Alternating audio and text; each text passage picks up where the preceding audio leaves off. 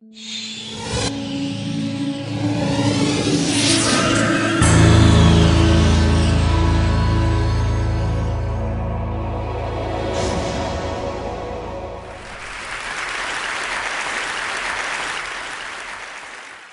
morning. How are you? It's been great, hasn't it? I've been blown away by the whole thing. In fact, I'm leaving.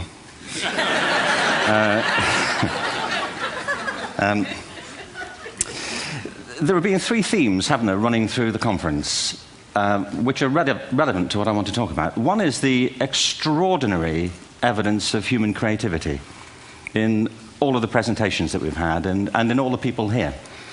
Just the variety of it and the range of it. The second is that it's put us in a place where we have no idea what's going to happen in terms of the future. No idea how this may play out. I have an interest in education. Actually, what I find is everybody has an interest in education. Don't you? I find this very interesting. If you're at a dinner party and you say you work in education, actually, you're not often at dinner parties, frankly, if you work in education. You're not asked, and you're never asked back, curiously. That's I think it strikes me. But if you are, and you say to somebody, they say, what do you do? And you say, you work in education, you can see the blood run from their face. They think, oh my God, why me? It's my one night out all week. But if you ask people about their education, they pin you to the wall. Because it's one of those things that goes deep with people. Am I right? Like religion and money and other things. So I have a big interest in education, and I think we all do. We have a huge vested interest in it, partly because it's education that's meant to take us into this future that we can't grasp. If you think of it, children starting school this year will be retiring in 2065. Nobody has a clue, despite all the expertise that's been on parade for the past 4 days, what the world will look like in 5 years' time. And yet we're meant to be educating them for it. So the unpredictability, I think, is extraordinary. And the third part of this is that we've all agreed, nonetheless, on the really extraordinary capacities that children have, their capacities for innovation. I mean, Serena last night was a marvel, wasn't she? Just seeing what she could do. And she's exceptional, but I think she's not, so to speak, exceptional in the whole of childhood. What you have there is a person of extraordinary dedication who found a talent. And my contention is all kids have tremendous talents, and we squander them pretty ruthlessly. So I want to talk about education, and I want to talk about creativity. My contention is that creativity now is as important in education as literacy, and we should treat it with the same status. Thank you.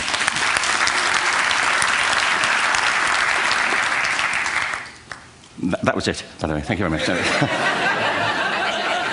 So, 15 minutes left. Well, I was born... No, I had a great story recently, I love telling it, of a little girl who was in a drawing lesson. She was 6, and she was at the back drawing, and the teacher said, this little girl hardly ever paid attention. And in this drawing lesson, she did. And the teacher was fascinated. She went over to her, and she said, what are you drawing? And the girl said, I'm drawing a picture of God. And the teacher said, but nobody knows what God looks like. And the girl said, they will in a minute.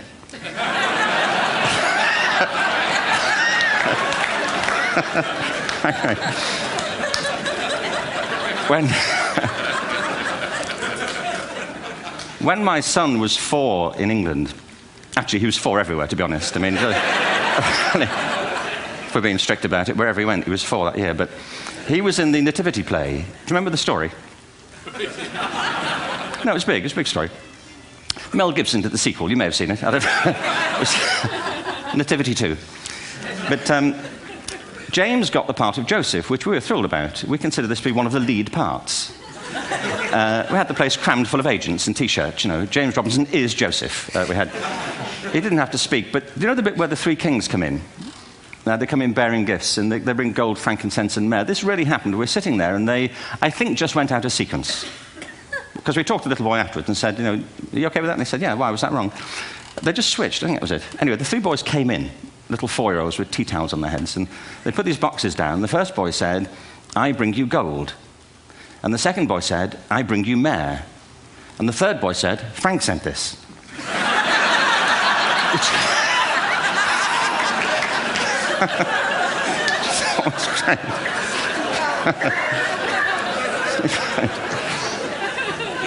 What these things have in common, you see, is that kids will take a chance.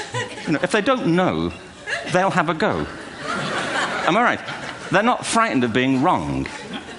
Now, I don't mean to say that being wrong is the same thing as being creative. What we do know is, if you're not prepared to be wrong, you'll never come up with anything original. If you're not prepared to be wrong. And by the time they get to be adults, most kids have lost that capacity. They have become frightened of being wrong. And we run our companies this, by the way. We stigmatize mistakes. And we're now running national education systems where mistakes are the worst thing you can make. And the result is that we are educating people out of their creative capacities. Picasso once said this. He said that all children are born artists. The problem is to remain an artist as we grow up. I believe this passionately, that we don't grow into creativity, we grow out of it. Or rather, we get educated out of it. So why is this?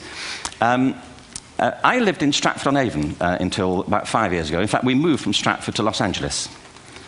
So you can imagine what a seamless transition this was from LA. Actually, we lived in a place called Snitterfield, just outside Stratford, which is where Shakespeare's father was born. Are you struck by a new thought? I was. You don't think of Shakespeare having a father, do you? Do you? Because you don't think of Shakespeare being a child. Do you? Shakespeare being 7. I never thought of it. I mean, he was 7 at some point. He was in somebody's English class, wasn't he? Do you understand? Really? How annoying would that be?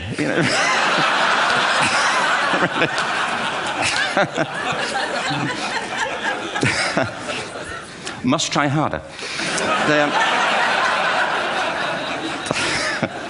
Being sent to bed by his dad to Shakespeare. Go to bed now, to William Shakespeare, and put the pencil down, and stop speaking like that. It's confusing everybody.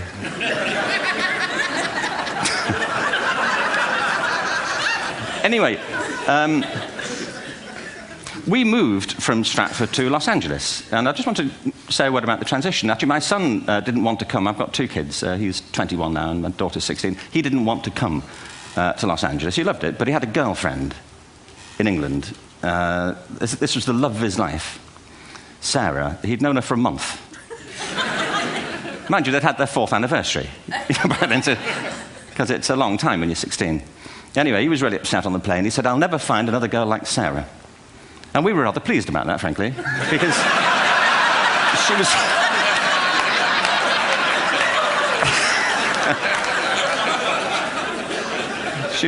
she was the main reason we were leaving the country.